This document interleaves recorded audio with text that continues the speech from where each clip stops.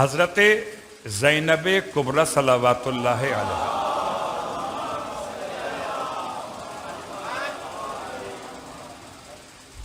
آپ اپنے بابا کی خدمت میں، اور آپ نے اپنے بابا سے سوال فرمایا کہ بابا یہ بتائیے کہ آپ نانا رسول خدا سے محبت کرتے؟ عجیب سوال تھا، جواب کیا ہونا چاہیے تھا؟ جی بیٹی بالکل محبت کرتے ہیں۔ کیوں نہیں محبت کرتے؟ اچھا بابا یہ بتائیے کہ آپ ماں فاطمہ زہرا سے محبت کرتے ہیں؟ بالکل محبت کرتے ہیں۔ پھر سوال کیا کیا آپ بھائی امام حسن و مولا حسین سے محبت کرتے ہیں؟ جی بیٹی بالکل محبت کرتے ہیں۔ آپ مجھ سے محبت کرتے ہیں؟ جی بیٹی آپ سے محبت کرتے ہیں۔ یہ سارے سوال کر کے پھر فرماتی ہیں بابا کیا آپ خدا سے محبت کرتے ہیں؟ جی بیٹی خدا سے محبت کرتے ہیں۔ بابا ایک دل میں اتنی محبتیں جمع کیسے ہو سکتی؟ بہت ساری باتیں ہو سکتی ہیں۔ ہو سکتا ہے یہ سوال ہمارے اور آپ کے ذہن میں آ سکتا ہو کہ سب سے محبت ہے بیٹوں سے، بیٹیوں سے، بھائیوں سے، بہنوں سے، والدہ سے، والد سے، شریک حیات سے، پروردگار سے، آل محمد سے، شہدائے کربلا سے، علماء اعلیٰ مراج عظام سے۔ سب سے محبت ایک دل میں جمع کیسے ہو سکتی؟ ارشاد فرماتے ہیں مولا بیٹی خدا سے محبت صرف خدا کے لیے ہے، اور آپ سب سے محبت خدا کی محبت کے لیے ہے۔ تو یہ دو محبتیں ہوئی کب؟ یہ تو ایک ہی محبت۔ صلوات پڑھے محمد۔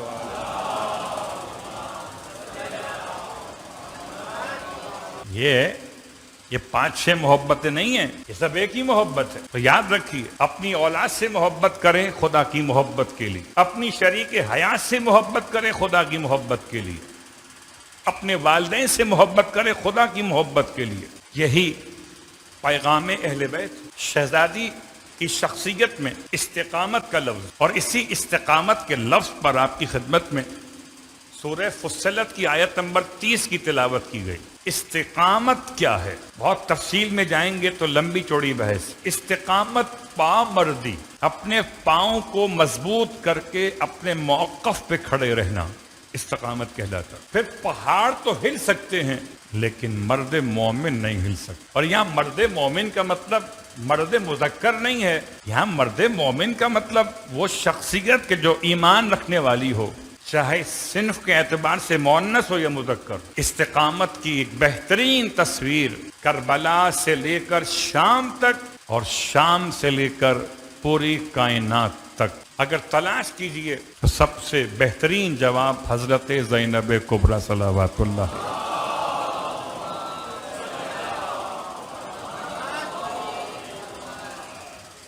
کسی مقام پر اپنے موقف سے پیچھے نہیں ہٹی، ایسا موقف اختیار کیا۔ میں کسی شخص کی بات کو سن رہا تھا، اس نے تجزیہ کیا بڑے اچھے انداز سے۔ کبھی انسان غور تو کرے، اور آج کے اس ماحول میں خاص طور سے، کہ یزید کی حکومت بقول محققین 38 لاکھ میل کے ایریے پر محیط تھی، یا الفاظ دیگر 23 ممالک کے برابر ایک گورنمنٹ تھی۔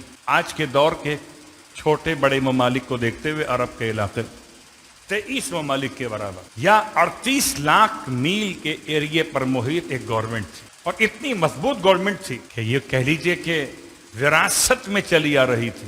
40 سال ہو چکے تھے گورنمنٹ کرتے ہوئے، حکومت کرتے ہوئے۔ یہ 3 مہینے کے اندر اتنی کمزور ہوئی کہ 3 سال میں ختم ہو گئی۔ اللہ اکبر!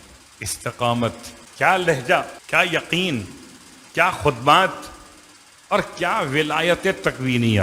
آیت کہتی ہے ان الذین قالوا ربنا اللہ، بے شک کہ جو لوگ اپنی زبان سے کہتے ہیں کہ ہمارا پروردگار اللہ ہے، ثم استقاموا، اور پھر وہ اس بات پر استقامت کا مظاہرہ کرتے ہیں، تتنزل علیہم الملائکہ، ان پر ملائکہ نازل ہوتے ہیں۔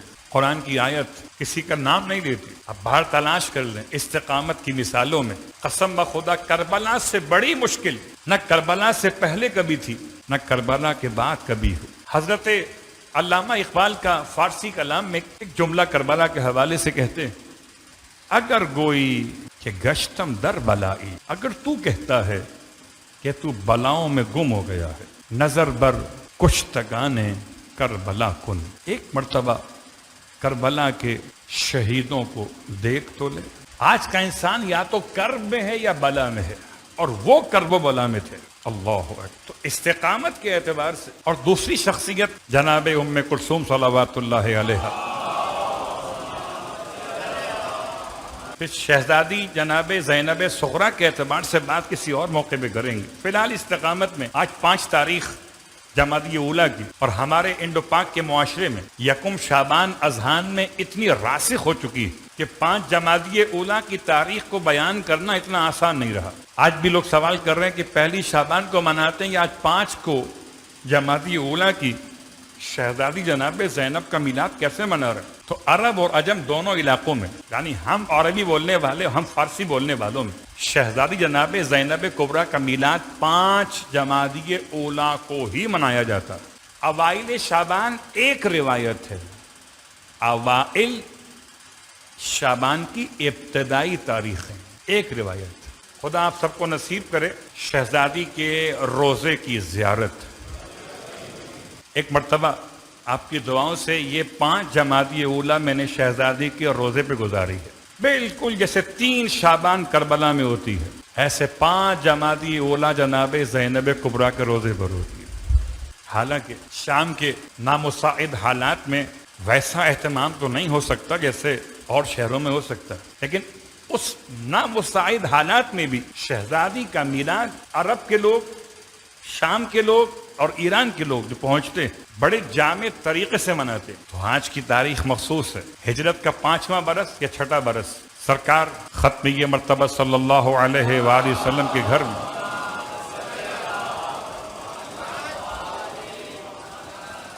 شہزادی کی آمد، اور رحمت للعالمین کے لیے جو رحمت بن کر آئیں، ان کے گھر میں جو رحمت بن کر آئی. اب میں کہوں رحمت للعالمین. ایک بات یاد رکھیں، اس سال مملکت اسلامی ایران میں رہبر معظم کے فرمان کے مطابق وہ لوگ وہاں چاند کے لحاظ سے 5 کل گزر گئی. وہ منا رہے ہیں 5 جمادی اولیٰ منا چکے نرسنگ ڈے کے نام سے. نرسنگ ڈے، یوم نرس. نرس کو کیا مقام حاصل ہے اور کیا اس کی اہمیت ہے، اور اس کا تعلق اہل بیت کے ساتھ کوئی مطابقت کرتا ہے کہ نہیں کرتا؟ تو آئیے پہلے تلاش کرتے ہیں کہ عربی میں نرس کو کہتے کیا ہے.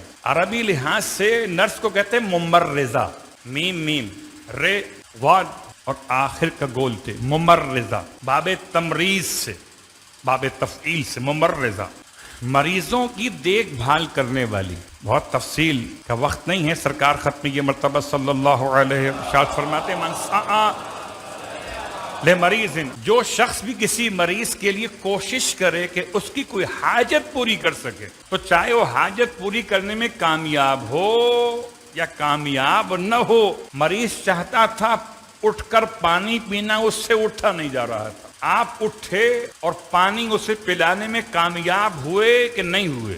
دونوں صورتوں میں آپ فرماتے ہیں خرجت من ذنوبہ، ایسے گناہوں سے باہر آ جاتا ہے جیسے اس دن تھا جب ماں نے پیدا کیا تھا. ایک روایت میں نے پیش کی باب تمریض سے، مریض کی مزاج پرسی، مریض کی خدمت، مریض کا ہاتھ بٹانا. اسی کے نام نرس ہے. وہ بہن ہو کہ بیٹی ہو، وہ ماں ہو کہ بھائی ہو کہ بیٹا ہو، جو مریض کی اس طرح خدمت کرے اسے آپ نرس کہہ سکتے. کہتے ہمارے یہاں اس کا استعمال جو ہے وہ مخصوص تعلیم حاصل کرنے والے طبی عملے کے لیے استعمال کیا جاتا ہے. اس کے ساتھ ساتھ ایک جملہ آپ کی خدمت میں، اور یہ جملہ واقعا لگتا ہے کہ آج کے دور میں شاید بہت اہم ہے. جبکہ ہم دیکھتے ہیں کہ جب تک میرے والد بیمار تھے، لوگ مزاج پرسی کرنے آتے تھے، کوئی پھول دے کر آ گیا تو کوئی پھل دے کر آ گیا. ایسے باپ کا انتقال ہوا. ایک عزیز نے کہا رات کا کھانا میری طرف سے، دوسرے نے کہا کل دن کا صبح کا ناشتہ میری طرف سے، تیسرے نے کہا کل دوپہر کا کھانا میری طرف سے. کاش کہ اس سے پہلے یہ بھی کہتے کہ ایک دن کی دوا مریض کی میری طرف سے. زندوں کو تو کھلانا اپنے مقام پر ہے، مریض کی دوا کی اہمیت کم تو نہیں. صرف ایک سوچ آپ سے شیئر کر رہا ہوں کہ اسپتال کے اخراجات میں اگر کوئی شیئر کرتا، اگر کوئی دوائی کے پیسے لا کے دیتا، قسم بخدا اس کھانے سے زیادہ خوشی ہوتی جو میرے باپ کے مرنے کے بعد کوئی مجھے صلوات پڑھے محمد والے.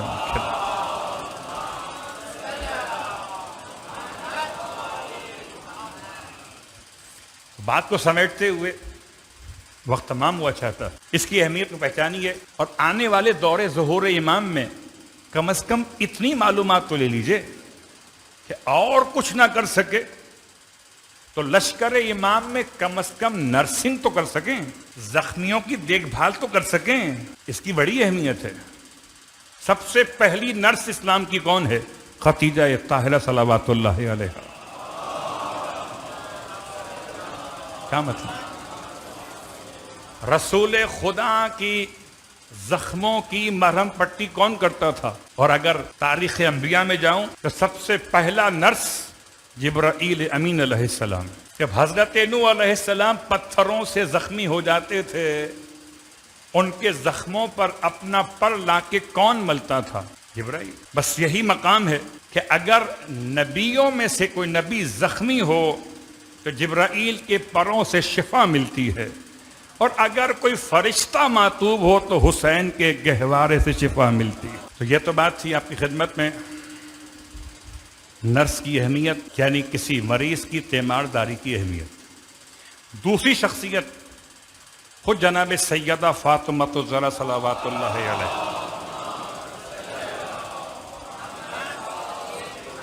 جس نے انبیاء کے سردار کے زخموں کو دھو کر مرہم لگایا، اسے خدیجہ کہتے. اور جس نے اولیاء اور اوصیاء کے سردار کے زخموں کو دھو کے مرہم لگایا، اسے فاطمہ زہرا کہتے.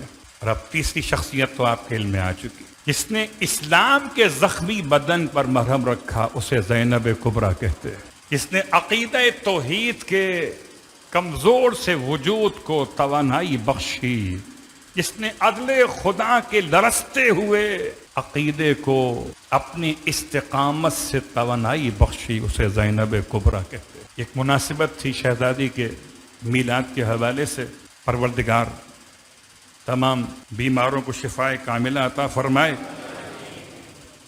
اور تمام شرکائے محفل کی حوائج شرعیہ کو پورا فرمائے. ہم سب کو شہزادی کے روضے کی زیارت نصیب فرمائے. ہم سب کو شہزادی کی شفاعت بھی نصیب فرمائے. جو شام نہیں جا سکے تو کم از کم شبیہ روضہ زینب کبریٰ پر جا کر سلام کرنے کی سعادت خدا ہم سب کو نصیب فرمائے. امام زمانہ علیہ السلام کے ظہور میں تعجیل فرمائے اور ہم سب کو امام علیہ السلام کے ادنا ترین خدمت گزاروں میں محشور فرمائے.